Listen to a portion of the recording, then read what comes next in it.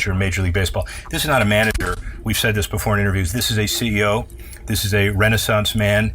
This is somebody who could just as easily run a Fortune 500 company and produce returns where if you had stock, you would be a trillionaire. How do you feel going into the next set of negotiations with that? That sounds pretty good to me, actually. Was that okay? You like that? We'll make sure that the people down on Clark and Waveland hear all this stuff. Yeah, that's okay. But structurally, they don't ever pay. You have a better chance of getting shekels than you have equity. But that's okay. That right? is absolutely true. There's no question about that. By the way, why? Well, I don't want to get in trouble, but let's start with this. Why is it that the management, and I'm talking about NFL coaches as well, and I've talked to Shula about this, so the greatest minds. Yeah. Why is it that people that have such profound impact on the value of the franchise aren't given an equity opportunity, given that in many other industries it happens? Well, that's a decent question right there. I think, like a guy like Mr. Shula, he could definitely discuss something like that with the ownership group. I don't think I'm anywhere near that moment or that conversation, but there has been some. I think Belichick's a perfect example of a guy. I think Phil Jackson may have gotten himself in that position, or Pat Riley may have. I don't really see myself in that mold right now, but it's an interesting concept. But I think you have to have sustained success over a period of time, obviously. And I think you have to have won championships and not just played well. So these guys, plural championships, plural. Yeah, absolutely. I would think so, plural. Even though first in 108 years, I get it, but I think plural in this situation might be mandatory. Well, you heard it here. So equity's off the table, by the way. A break. Nobody knows, but nobody knows. Yeah, hey, listen, I'm going to do this for 3 to 5 more years, I think, something like that, and maybe more. I mean, I watched the Rolling Stones this year. Yeah. I recently saw the Ringo Starr and the Beach Boys at Ravinia. Between 75 and 80 and still killing it. So they gave me inspiration. Can you sing? No. I wasn't. I'm just talking about standing in the corner of a dugout. Got it. I completely understand, and I know that. So we talked about this before. Have you had a chance to reflect? By the way, congratulations. You realize this is the fourth, and we'll get into it, the Respect 90. This event, the last 3 years, 33% of the events that we've had here, you've won the World Series coming off of them. So it's a tremendous honor. Let's stay with 33%. Okay, what would it come this year? Would it become 2 out of 4? Yeah, so 50%. 50%. Let's right? go for 50% this year. 50%. How's that? In honor, by the way, 50%, 50 cent in honor of that butchering you threw last night. Oh, that was horrible, man. I mean, listen, I have make no excuses. I used to be able to dot a gnat's butt from that or beyond that. It's just I don't want to concede to anything. I think if I just work out a little bit better, I might be able to do it next time out there. Swing the golf club well. I did the other day. Last week I swung it pretty well, and I rode down the hill very well in a cardboard box. I just did not do well throwing the baseball. So getting back to what people want to hear about, I guess, a little bit, the economics of baseball, and I guess it creates some situations. How do the economics of, not just middle relief, but give me an example of how the economics really affect the way you manage versus the way a manager managed 30 years ago? Well, I was around 30 years ago. It was just different in the sense, I think, today with the salaries which they are and the involvement of front offices to the field, managers back then probably had more freedom, openness, a liberal nature regarding using guys out of the bullpen. There wasn't as much concern about number of pitches thrown, how often they had pitched, how many days in a row. If the guy said he felt good, he pitched. And furthermore, guys wanted to pitch more back then because they made more money if they did it. Right. Now the money has already been given, and with agents and the way the game's played right now, they're in the front office involvement, and even right down to the training room, there's much more monitoring going on these investments, which they are. So if you get a young guy that's got a great arm and you're trying to nurture him as a relief pitcher, as an example, you're probably not going to pitch him more than 2 days in a row. And even in his early development, maybe one pitch, 1 day off, one pitch, which really can hamstring you as a manager, because on a particular night you want that guy's services. But even though he might feel he's available, available to pitch, you can't based on predetermined conditions. So there's a lot of difference with that, and some of it is economically rooted.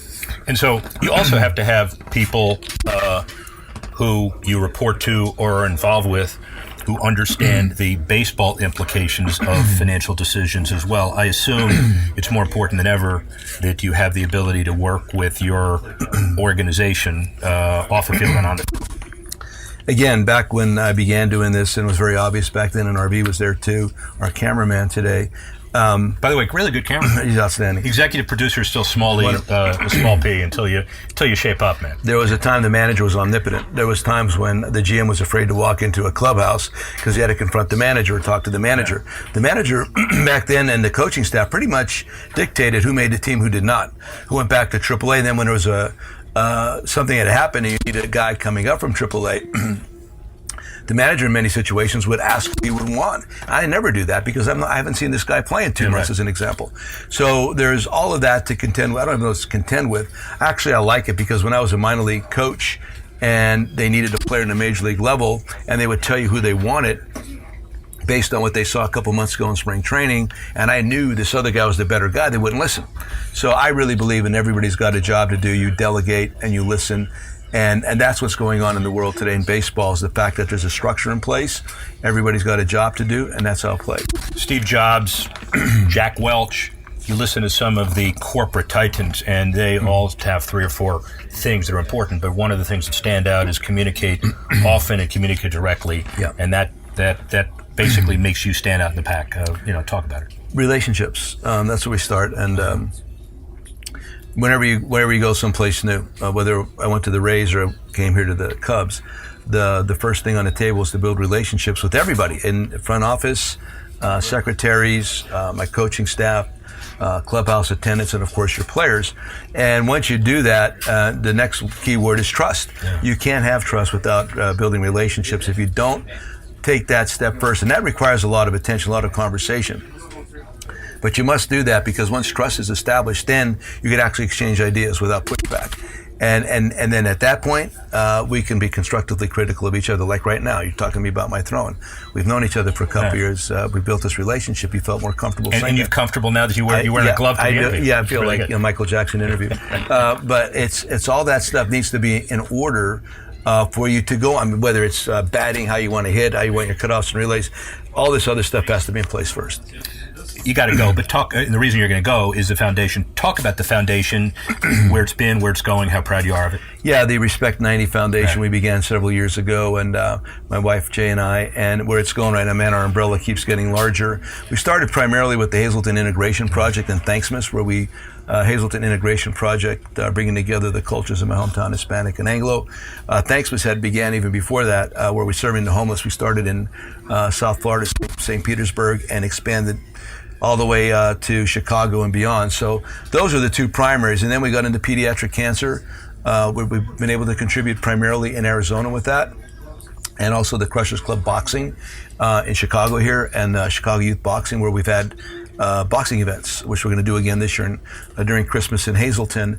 And we provided funds for these particular situations also. So the umbrella keeps expanding, and we were looking for new items that pretty much deals with kids kids in difficult situations, etc. So the umbrella keeps expanding, and this golf tournament, the funds here primarily goes back to the Hazleton Integration Project.